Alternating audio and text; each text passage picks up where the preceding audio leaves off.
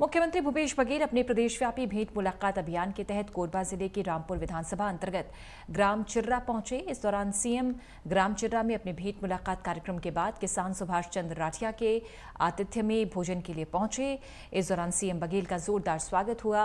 राठिया परिवार ने मुख्यमंत्री को विभिन्न प्रकार का भोजन परोसा। मुख्यमंत्री ने परिवार के सदस्यों द्वारा सादगी के साथ परोसे गए स्वादिष्ट छत्तीसगढ़िया भोजन का स्वाद लिया।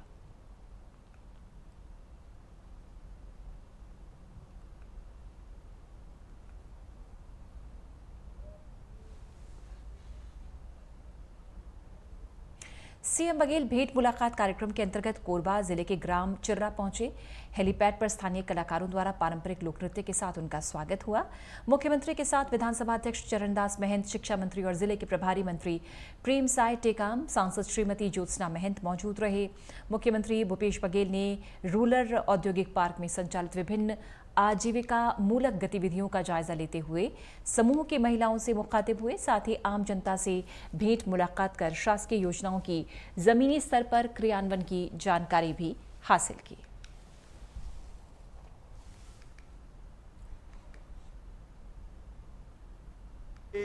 जो हितग्राही हैं उनसे हम लोगों ने लिया है और सभी लोग इसका लाभ उठा रहे हैं, चाहे राशन का हो, चाहे वो धान विक्रय का हो, चाहे बेरोजगारी भत्ता हो, भूमि समिति न्याय योजना का हो, चाहे लघु वनोपज खरीदी की बात, तेंदुपत्ता की बात हो, सभी योजनाओं का लाभ उठा रहे हैं।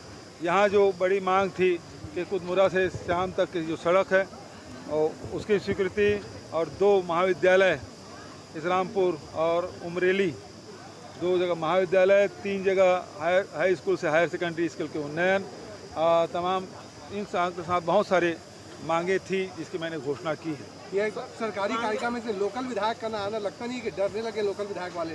नहीं मिले थे मुझे, नहीं यहाँ कार्यक्रम में ना आना, सरकारी कार्यक्रम है, आना था। छत्तीसगढ़ में 33 जिला है, 33 जिला में महिला प्रत्याशी सभी जिला में रहेंगे, ये नहीं रहेंगे क्योंकि आप हर जगह पैरवी करते हैं महिलाओं को लेकर। देखिए, पूरे देश में सबसे ज़्यादा महिलाओं का विधानसभा में प्रतिशत छत्तीसगढ़ का है। किसी भी विधानसभा में इतने महिलाओं की उपस्थिति नहीं है जितना छत्तीसगढ़। शिवपुरी जिले की नरवर तहसील में पाल बघेल धनगर समाज का संभागीय सम्मेलन हुआ। मुख्य अतिथि के रूप में केंद्रीय उड्डयन मंत्री ज्योतिरादित्य सिंधिया मौजूद रहे। पाल बघेल धनगर समाज के साथ साथ कई दौरान अन्य समाज के लोग भी कार्यक्रम में शामिल हुए। पाल समाज के प्रदेश उपाध्यक्ष इंजीनियर गोपाल सिंह पाल ने समाज के लोगों को होने वाली आर्थिक, राजनीतिक और सामाजिक समस्याओं के बारे में सिंधिया को अवगत कराया। कार्यक्रम में मौजूद पाल बघेल धनगर समाज के लोगों से केंद्रीय उड्डयन मंत्री सिंधिया ने कहा कि समाज के लोगों से सिंधिया परिवार का दिल का रिश्ता नहीं, खून का रिश्ता है। अहिल्याबाई और मराठा सिंधिया परिवार से दिल्ली में पहला भगवा झंडा फहराया गया था।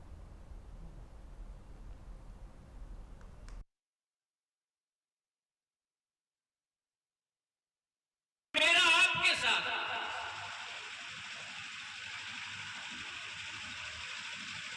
ये मैं आपको अपनी दिल की गहराई की बात कह रहा हूं। सिंधिया परिवार का पाल समाज के साथ यह अतिशोक्ति नहीं होगी अगर मैं कहूं कि दिल का रिश्ता नहीं, आपका और हमारा तो एक खून का रिश्ता बनता है। मेरे रोंगटे खड़े हो जाते हैं, मेरे रोंगटे खड़े हो जाते हैं, और रोंगटे इसलिए खड़े हो जाते हैं जब मैं कहता हूं कि खून का रिश्ता है, क्योंकि देवी अहिल्याबाई होलकर मराठा महारानी थी और मराठा आपके सामने खड़ा है मेरे भाई और बहनों। आगामी नवंबर माह में विधानसभा चुनाव होने, इसके मद्देनजर युवा कांग्रेस को और अधिक मजबूती देने के लिए कांग्रेस यूथ जोड़ो बूथ जोड़ो अभियान चला रही है। स्थानीय जिला कांग्रेस कमेटी कार्यालय में 1 दिवसीय यूथ जोड़ो बूथ जोड़ो युवा सम्मेलन का आयोजन हुआ। इसमें छत्तीसगढ़ प्रदेश युवा कांग्रेस प्रभारी डॉक्टर पलक वर्मा रायगढ़ पहुंची। कार्यक्रम में शामिल होकर युवाओं में जोश पैदा करने के लिए उन्हें प्रेरित किया। साथ ही कहा कि छत्तीसगढ़ सरकार युवा बेरोजगारों को बेरोजगारी भत्ता दे रही है। ये चुनाव के मद्देनजर नहीं बल्कि महंगाई के इस दौर में इनका घर परिवार अच्छे से चले, और ग्रेजुएट बेरोजगार को जब तक नौकरी नहीं मिलती तब तक उसे ये भत्ता दिया जाएगा। युवा कांग्रेस एक प्लेटफॉर्म है जहां से योग्य नेता उभर कर सामने आते हैं।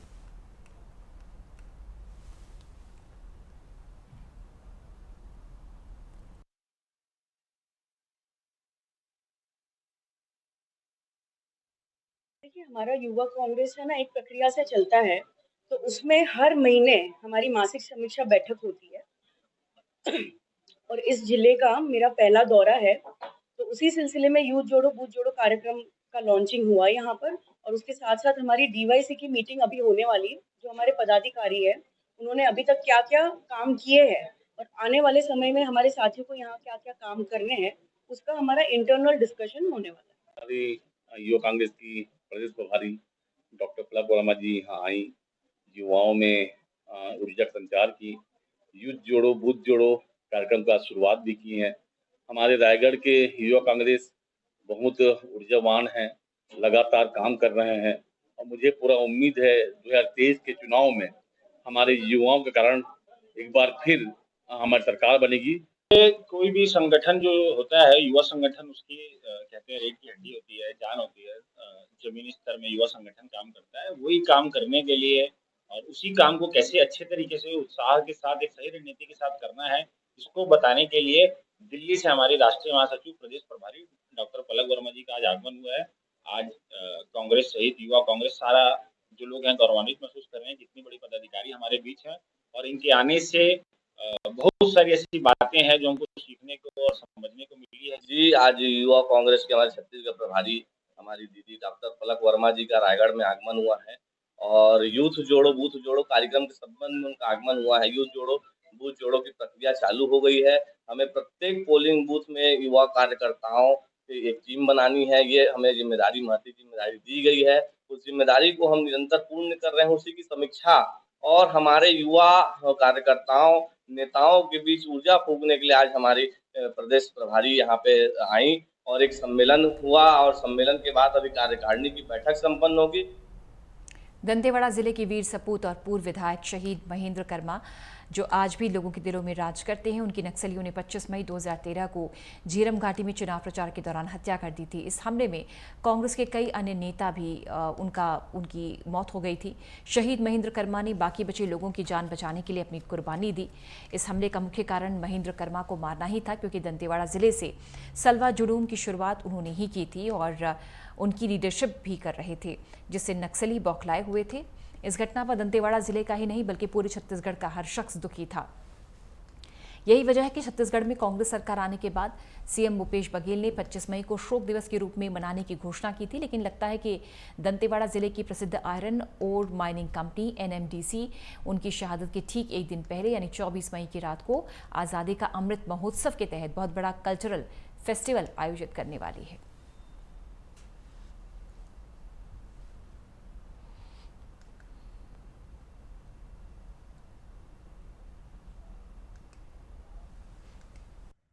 एनएमडीसी अमृत महोत्सव का ऊपर से जो कार्यक्रम रखा है म्यूजिक नाइट के, तो इसमें हमारे शहीदों का बहुत बड़ा अपमान हो रहा है, क्योंकि 25 तारीख को जो नरसंहार झीरम में हुआ था उसमें यहाँ के माटी पुत्र शहीद महेंद्र कर्मा जी भी अपनी कुर्बानी दिए। उसके साथ नंद कुमार पटेल जी, विद्याचरण शुक्ला जी, उदय मुदलियार जी और ऐसे हमारे बहुत सारे बड़े बड़े नेताओं ने, और हमारे शहीद जो जवान भी हमारे शहीद हुए हैं, उस दिन ये कार्यक्रम रखना उचित नहीं है और इस कार्यक्रम को एनएमडीसी को आगे पीछे करना चाहिए और मैं इसकी निंदा करता हूँ। उज्जैन में केंद्रीय रेल राज्य मंत्री ने भगवान महाकाल के दर्शन किए। मंत्री भगवान महाकाल के दर्शन कर अभिभूत हुई। महाकालेश्वर मंदिर में सोमवार को सुबह केंद्रीय रेल और कपड़ा मंत्रालय की राज्य मंत्री दर्शना जरदोश भगवान महाकाल के दर्शन को पहुंची। उन्होंने मंदिर के गर्भगृह में जाकर भगवान महाकाल का पूजन अभिषेक किया। इसके बाद मंदिर परिसर में स्थित अन्य मंदिरों में भी दर्शन किए। श्री महाकालेश्वर मंदिर प्रबंधन समिति की ओर से केंद्रीय राज्य मंत्री का सम्मान किया गया।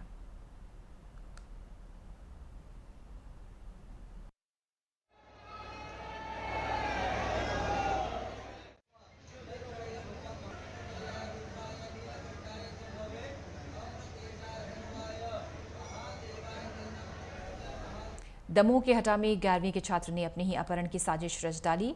कलुआ कला गांव के इस छात्र ने माता पिता से पैसे ऐंठने के लिए व्हाट्सएप से जरिए अपहरण होने का मैसेज माता पिता को भेजा। इसके बाद परिजनों ने थाने में तहरीर दी। शुरुआती जांच में पुलिस नाकाम रही, फिर छात्र ने खुद ही पुलिस को सूचना दी। इसके बाद पुलिस ने छात्र को परिजनों के हवाले किया। पुलिस के मुताबिक छात्र पर दोस्तों का कर्ज था, जिसे चुकाने के लिए उसने झूठ बोला और अपहरण की साजिश रची।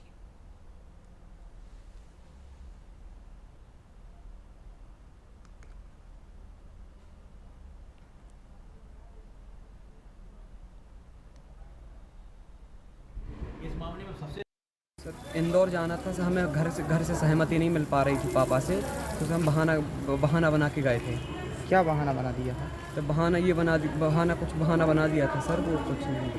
क्या जरूरत पड़ी थी जो इतना नाटकीय घटनाक्रम तुमने अपने घर वालों को, पुलिस वालों को बताया? वहाँ हम गए थे, हमारे कुछ कारण से सब पैसे वगैरह खर्च हो गए थे, तो हमने ये सब कहानी रची ताकि परिवार वाले इमोशनल होके पैसे दे दें। वो तो पैसे दे रहे थे, तुम्हारे पापा मम्मी हैं यार, वो तो कमा दे हैं। आपने अपने पापा मम्मी को भी ब्लैकमेल कर दिया? तो गलती हो गई तो आके हमने परिवार वालों से सबसे माफ़ी मांग ली थी कि गलती हो गई, आइंदा से गलती नहीं करेंगे। जैसा आजकल के बच्चे अपने गार्जियंस को, अपने माँ बाप को इमोशनल ब्लैकमेल करने की बहुत शिकायतें आ रही हैं। ये भी घटनाक्रम सेम वैसा ही है।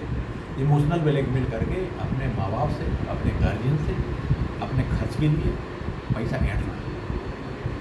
इसी क्रम में हमारा जो गुमिनसान है, वृंदावन का भी बच्चा है, मैं नाम नहीं लेना चाहूँगा उसका, उसने भी इसी तरीके की घटना को अंजाम दिया।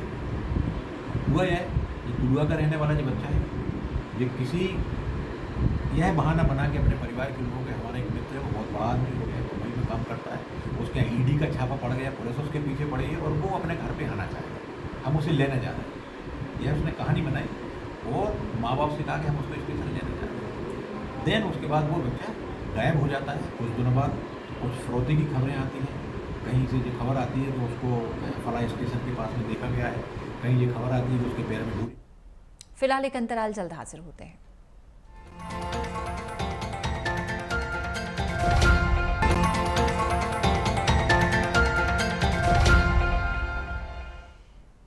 झाबुआ के मॉडल कॉलेज के अप्रोच रोड का अभाव है, जिसके चलते छात्रों को आने जाने में दिक्कतों का सामना करना पड़ता है। कॉलेज को सरकारी परीक्षाओं का केंद्र बनाया जाता है। आज MPPSC की परीक्षा देने भी 850 से ज्यादा परीक्षार्थी इस कॉलेज पहुंचे। कॉलेज के प्राचार्य ने भी शासन प्रशासन से छात्रों की सहूलियत के लिए सड़क की मांग की है।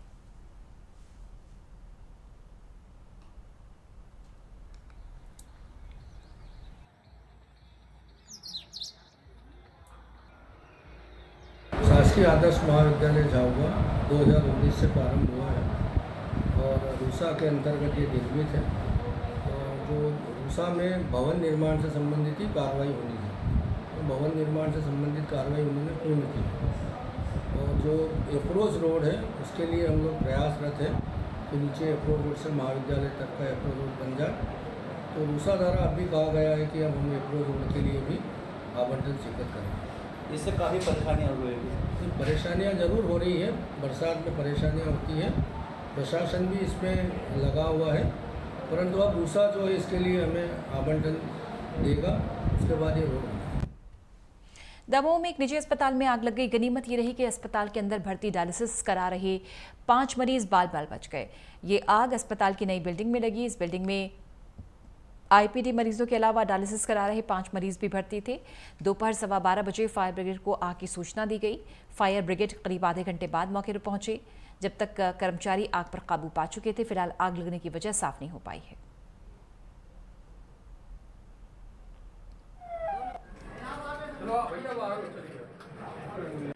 कंट्रोल रूम से सूचना प्राप्त हुई कि मिस्टर हॉस्पिटल में सर्जिकल वार्ड में आग लगी हुई, तो कल फायर ब्रिगेड को रवाना कर दिया और अनापुर में भी हॉस्पिटल में आ गए। हॉस्पिटल में किसी को कोई ऐसा क्षति तो नहीं हुई। एक AC है, उसके जलने के कारण सब प्रतीत होता है कि आग लगी हुई है। बाकी इस संबंध में जाँच की जाती है, जो भी तथ्य सामने आते हैं। 4 से 5 पेशेंट अंदर हैं, उनको मेरे द्वारा देखा गया, अभी अच्छी स्थिति में। जो आग लगने के संबंध में उनको ऐसी कोई समस्या उत्पन्न होती हुई नहीं दिखाई दे रही और उनको अच्छी जगह शिफ्ट कराने का बताते हैं। यहाँ पर हमारा AC बंद था, बंद AC में शॉर्ट सर्किट हुआ है, बाकी और कुछ नहीं है। ये मिशन हॉस्पिटल है दमोह का। ये हमारी सर्जिकल बिल्डिंग है, जहाँ पे ये बंद रहता है। यहाँ पे नहीं है, हमारे सब मरीज अब नई बिल्डिंग में शिफ्ट हो चुके हैं। ये बंद हुआ था, बंद रहा था AC, बंद AC में ही अचानक शॉर्ट सर्किट हुआ और कुछ नहीं। हमारा जो पूरा स्टाफ ने आग पे काबू पाया, क्योंकि 30-40 मिनट लेट आए। फायर ब्रिगेड को इन्फॉर्म किया था, वो लेट हो गए थे, तो हमारे पूरे स्टाफ ने ही मिलकर हमारे यहाँ आग बुझाने के पूरे वो हैं इंस्ट्रूमेंट्स हैं, बट चूँकि इलेक्ट्रिसिटी से आग थी इसलिए पानी से नहीं बुझाएगा। हमारे जो फायर एक्सटिंग्विशर थे, गैस सिलेंडर्स, उसी से बुझाई गई है, उसी से पूरे में कंट्रोल हो गई है। बीजेपी के पूर्व प्रदेश अध्यक्ष प्रभा झा ने मेहगांव विधानसभा के ददरुआ धाम में डॉक्टर हनुमान के दर्शन कर ददरुआ महंत महामंडलेश्वर रामदास महाराज से आशीर्वाद लिया। इस मौके पर पार्टी कार्यकर्ताओं के साथ आगामी विधानसभा चुनावों को लेकर समीक्षा बैठक का आयोजन कर बूथ स्तर पर पार्टी कार्यकर्ताओं के लिए दिशा निर्देश दिए।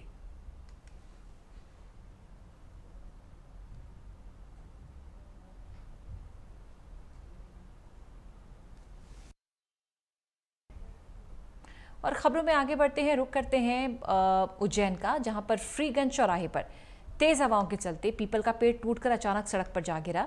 घटना में कुछ लोग जख्मी हुए हैं। पुलिस ने घायलों को अस्पताल पहुंचाया।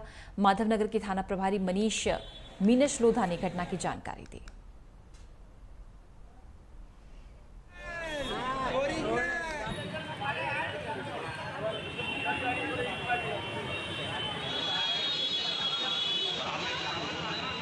आंधी तूफान के चलते कई जगह हादसे हुए, पेड़ टूटकर वाहनों पर जा गिरे, कुछ लोग जख्मी भी हुए हैं।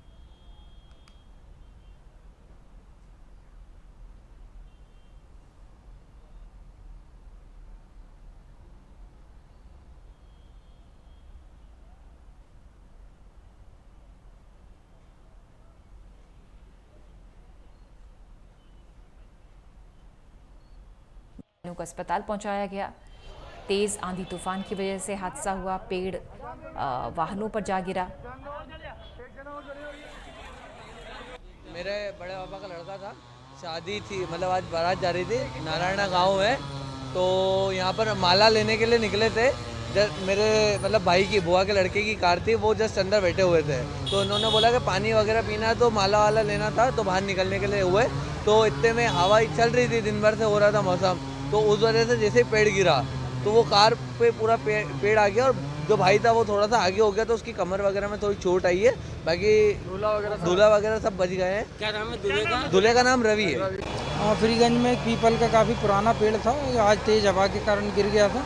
इसमें 2-3 लोग को मामूली चोटें आई थी। सूचना मिलने पर पुलिस, नगर निगम, एम्बुलेंस वगैरह तत्काल आ गई थी और घायलों को अस्पताल पहुँचा दिया गया है। नगर निगम द्वारा जो है कार्य किया जा रहा है, जल्दी रास्ता चालू हो जाएगा। मध्य प्रदेश के बैतूल जिले के 9 मजदूरों का रेस्क्यू कर उन्हें वापस बैतूल लाया गया। ये मजदूर पहले महाराष्ट्र के शोलापुर में मजदूरी करने गए थे, वहां से उन्हें कर्नाटक भेजा गया। वापस अपने जिलों में लौटने के बाद उन्होंने राहत की सांस ली। मजदूरों के मुताबिक पिछले 7 महीनों से इन्हें बंधुआ मजदूर की तरह काम कराया गया। इस दौरान इन मजदूरों ने कई तरह की प्रताड़ना भी झेली। शोलापुर में बंधुआ बनाए गए मजदूरों ने एक एनजीओ से इन्हें छुड़वाने के लिए संपर्क किया, जिसके बाद एनजीओ ने प्रशासन और पुलिस से संपर्क कर मजदूरों का कर्नाटक से रेस्क्यू कराया।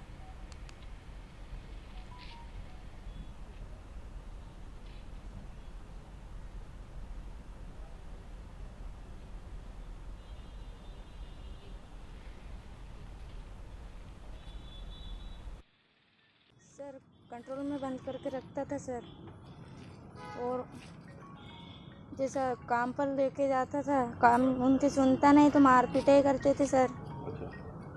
और बाकी के पास चप्पल नहीं तो चप्पल के बोलते थे सर तो मारता था, लेके भी नहीं देता।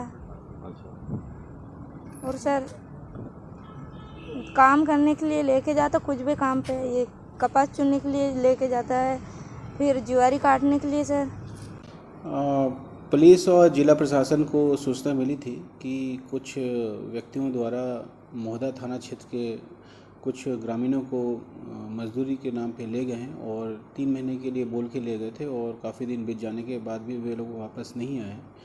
सूचना के आधार पर थाना मोहदा में एक अपराध पंजीबद्ध किया गया और कलेक्टर साहब और मैंने मिलकर एक टीम बनाई, जिसमें महिला बाल विकास विभाग और श्रम विभाग के लोग, पुलिस विभाग के लोग और एक एनजीओ के कुछ लोग, इन सब के द्वारा एक टीम बना के वहाँ पे भेजा गया। पहले महाराष्ट्र भेजा गया, जहाँ जानकारी मिली कि महाराष्ट्र की बजाय वो कर्नाटक में एक खेत में काम कर रहे हैं। फिर वहाँ भेजकर और फिर वहाँ की स्थानीय पुलिस के सहयोग से जो है 9 बच्चों को, जो जिसमें 5 महिलाएं हैं और 4 जो हैं बच्चे हैं, तो वो उनको हमने वहाँ से मुक्त करा के यहाँ। खबरें लगातार जारी, फिलहाल एक अंतराल, जल्द हाजिर होते हैं।